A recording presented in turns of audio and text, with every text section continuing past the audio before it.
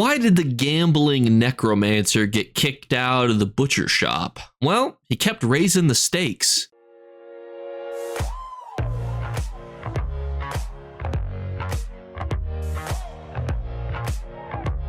What's going on, YouTube? Sorry for the delay. Today has been extra stupid, but we are here for our first of 3 weekly rotational vendors. They rotate every Tuesday at 10 a.m., meaning that you got until next Tuesday at 10 a.m. to get these bad mamma jammas. We start off in the Infinite Archive inside of Apocrypha, which is a free-to-play zone if you've never been here before. And as always, feel free to pick up the coins. And we start with our first item, which I just fell to my knees at a Walmart. This is an absolutely hot garbage item. You literally just pick it up off the ground.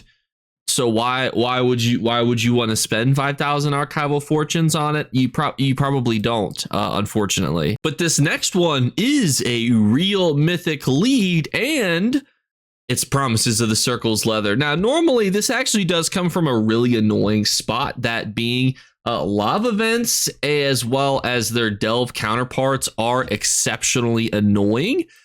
Because it basically, you have to get a specific daily coffer drop and the reward inside of it. However, I would just kind of warn you that the Storm Reaver's Cavort are really nothing that's going to make you go, ooh, everybody get this mythic right away.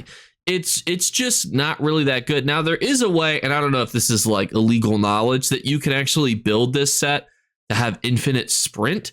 I don't know if that's like illegal knowledge to know or not, so I don't want to go too far into that. But you can build it to have like unlimited sprint. But if that's your best utilization for a mythic, got some bad news for you. Next up is actually Tremor Scales the Mass. This is how it looks on top of you. Kind of actually gives off more of a Mighty Chuden type vibe, if I'm being honest, but looks a little bit different. But we'll tell you that this bad mamma gem actually has quite a bit of value. There's only one listing, and it's for 20 million gold. However, we can look at it and realize that its average is actually closer to 12.5 million, but very low listings, not a whole lot of data. You can see though, over time, this thing hovers or in the few million gold. So I wouldn't pay too much mind to it being worth, 20 million gold. That being said, it actually has had that value beforehand at 18.9 million. But if you were a buyer, somebody who's wanting to spend, 15, 1,000 archival fortunes on this, I would think more about its value being in like the 4 to 5 million gold range. I know some of you guys like to buy these because essentially you are saving that amount of gold because these are character bound, but obviously you do get the item at the end and you're saving gold because you're not buying it elsewhere. It's kind of like shoplifting, I guess, as a example, and then you can't resell it for some reason. Terrible. Never mind. I don't like that example anymore. But overall, could be worth the money if you're interested. Stonefall treasure maps. Yes, it's my friend David's favorite zone. Yes, the treasure maps are also nowhere near worth 2,000 archival fortunes. Next up, we have a light armor, which is great if you want to get into a healing companion. So if you wanted to roll for some healing traits, this is perfectly serviceable to do so. Usually healing companions are decently sought after. Their companion gear for light's not super expensive compared to tanking. So whether or not you want to dump some archival fortunes into this is really going to be up to you. I lean towards if you really want a healer and you got tons of archival fortunes, because there are people who watch this, you got millions of archival fortunes, and it's the same with Alliance points, Telvar. Always depends how much of a currency do you have. If something's worth the gamble, most players it's going to be no, but it could be for you. But yeah, you're not buying this for 7,000 fragments or 7,000 archival fortunes. It's literally found by defeating delve bosses in Westwell. No. Next up is the Currency of Secrets, which is a great book. It literally tells you everybody's dirty secrets in there. Some of you guys are absolutely wild. Next up is the last edition of Bickus Muzz. You could tell by the small size of the book, didn't live a super interesting life. Next up is Brittle Empower, Taunt, and Fencer's Parry.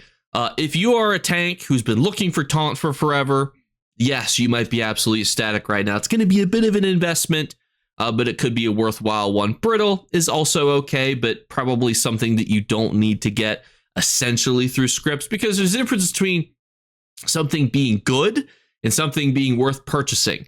And that's, I think, the biggest problem with how expensive these scripts are. So overall, I would lean towards not buying any of these unless you really need taunt. Next up, we have our fragment. Again, your first fragment of every day in a public dungeon, super fast to get. So don't worry about getting one of those bad boys. And they're also sellable and purchasable. Then we have the unreliable archive map, which is from the Shatter Mirror Maze face marks. I mean, do you want to spend 140,000, archival fortunes to get a face marking? Probably not. You probably want to use that on anything else. So if you do want it, feel free. If not, on to the next vendor. Next up, inside the Scholarium, which is inside of Ivea, which is actually outside the plane of existence all the way over here. You head on down, you can find the Scholarium. Now, the Scholarium inside of them has two options. You can buy grimoires. Those are static, the same every week.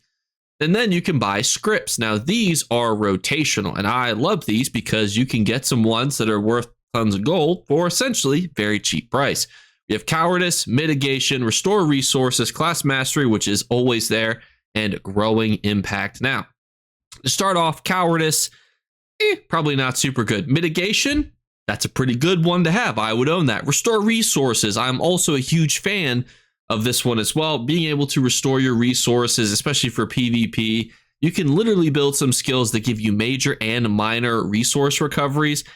Sometimes I honestly think you could build PvP builds without any sort of sustain sets, like take out Wretched Vitality, get the Restore Resources build. And Growing Impact, generally too, I suggest that you buy the ones that you don't have. I don't know if this is true or not, but I have this conspiracy theory in my head that it's actually coded. You're more likely to get scripts that you don't have, so it's better to just buy ones even that are bad because you're getting a better chance to get ones that you do.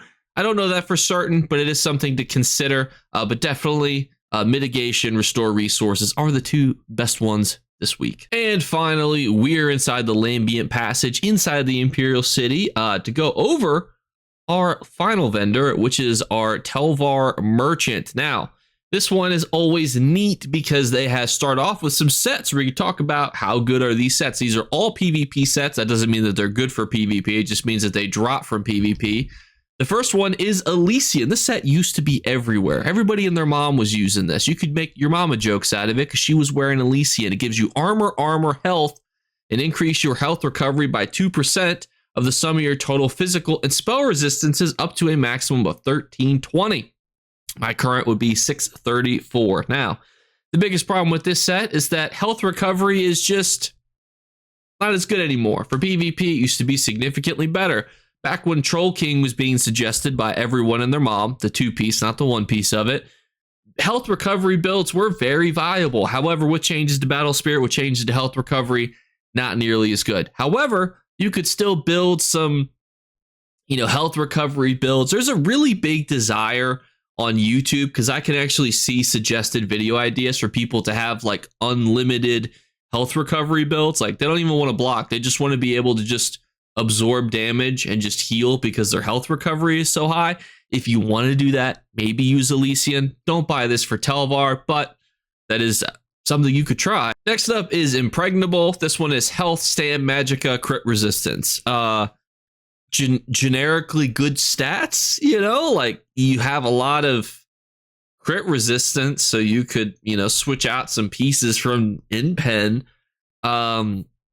Sets like these are hard to rate because it's kind of just like a generically good stat build, which oftentimes are used on sorcerers. The problem is that sorcerers just want magicka. You can literally see it all here on my screen. Just we're using Crafty Alfiq, which is mag, all the way down. Here it's like have some resources to your friend and you're like, oh, thanks. Unless Ravenwatch, or the no CP, no proc campaigns become popular again, I don't see this set being good. If you took this set to Ravenwatch, yeah, it's like a 10 out of 10. It's like some of the best stats you could get. The problem is that nobody goes there, so probably not something you need to purchase. However, you can get it in all the different versions, magicka, stamina, or health. And isn't that nice? Next up is a lead for 25,000 archival fortunes, and it's an interesting one because it's Buoyant Steel. Now, this one is a little bit interesting because it's from fishing in saltwater. Now, you want to ideally fish, I think, in Stros Mackay for the saltwater. It doesn't specify there, but I believe you have to be in Stros Mackay. So fishing leads, do they come very often? Not really. The thing with Thrashian Stranglers, though, is that it's not an essential mythic to have. It has some very niche, very beautiful, amazing damage output that it can do for specific score pushing or overland farming, and for that reason, you may want to own it. But the other thing too is that oftentimes, like for example, when you're farming like rewards coffers in some Joe Schmo zone, now obviously like Westweld, has some really good drops in it, but if you're like in like some, Joe Schmo, Vardenfell zone farming those, you're not going to really make a lot of money. At least if you're fishing, you're actually making and, potentially getting perfect row. So sometimes I like to factor that in of the, hey, is it worth to farm this lead? Because it's like, hey, am I also going to be making profit when I farm this lead? So I probably wouldn't buy this for 25,000 Telvar. Is not a bad investment to skip something that's kind of annoying. And perfect example, the concept that I was just telling you. The next one is Shadowy Crachia Stitching. Now this one just comes from a delve boss, so probably not something you're going to do. Even if you have to kill the delve boss, a couple times, it's like 5-minute cooldown, 5 to 8 minute cooldown, I think, something like that. Maybe you kill it 3 times, not worth the Telvar to skip doing that. And it's, this Shadow Queen's Cowl is kind of cool, but this is a PvE mythic. So who's spending a PvP currency to buy a PvE mythic? Not very many people. So unfortunately, the market for this item probably not going to be purchased. Archival SA maps. These are treasure maps for Shadowfen. Easy skip, unfortunately. Even though Shadowfen sets are better than you think they would be for a base game zone, not good enough to justify 6,000 Telvar. Then we have the rings of the necklace sets that we talked about earlier. Then we have lifesteal mitigation and immobilizing strike. Well, very first one, probably something that you're going to end up skipping because you could buy it in other ways. Lifesteal, I mean, like, you see people using vampiric drain. Nobody wants to steal life from another person. That's kind of sus. And immobilizing strike, it definitely has some utilization, being able to immobilize people, but I just don't see a whole lot of reason to spend 20k Telvar on it. However, I will admit that Elemental Storm Violet Purple is a bit of an investment, right? But I mean, it's kind of beautiful. Like, I love the idea of being able to like change skill styles, and you can see like that purple is like pretty noticeable. Like, some skill styles, when they change, they don't change a lot, but like that's a big change right there. Now, you could also buy it for 40 Undaunted keys. That's very important because there's a lot of you guys that have more Undaunted keys, not obviously versus Telvar, because, like 100 Undaunted keys would be like, worth millions of Telvar versus, 100 Telvar. But you know what I mean? A lot of you guys farm Undaunted keys significantly more. So maybe you want to wait until you can buy it from Maj Rajaj for 40 Undaunted keys, but man, it's kind of tempting, isn't it? When it comes to being able to purchase something for, you save all that Telvar up. You want to be able to, drip or drown your enemies. And if you are interested, you actually can purchase it this week, along with Vibrant Yellow Momentum, Lilac Purple Twin Slashes, or the thing that we just looked at. So if you are interested, you can purchase it. I actually don't know if these items rotate, so this will be something for future Jake to look into. So maybe we'll have four Tuesday rotational vendors to look at, which is ironic because I actually have always wanted a rotational vendor for Undaunted keys that also gave you leads, kind of like this, maybe like Golden Shoulders would be dope, something to add a little razzle dazzle, to the grind of, doing Undaunted keys, which can be kind of boring. And when you have all the shoulders you ever want, you're like, well, what do I need these for? So, Sauce, if you're listening, hear me out. But everyone, thank you guys so much again for watching. As always, we're quickly doing our 3 giveaway drawings. All you have to do to enter is leave a subscription below. Oh, thought I was going to start with the comment. Nope. Because we are a handful of subscribers away from our next goal. Second thing is, for a second drawing, is just to make sure you leave a comment and like on the video. Both things will enter you equally, so feel free to do them both or just one. Third thing is, look for a hidden word be flashed upon the screen for the first person to find and comment that word. You will win. Thank you guys so much again. Have a better Tuesday than I am, and I'll catch you later. Bye, guys. better remember to like and subscribe to Jakeclips. Or you should. I might have to pluck your eyes if you don't. Or, better yet, I'll skip rope with your entrails. Do it now. Subscribe. Ta-ta. Off with you.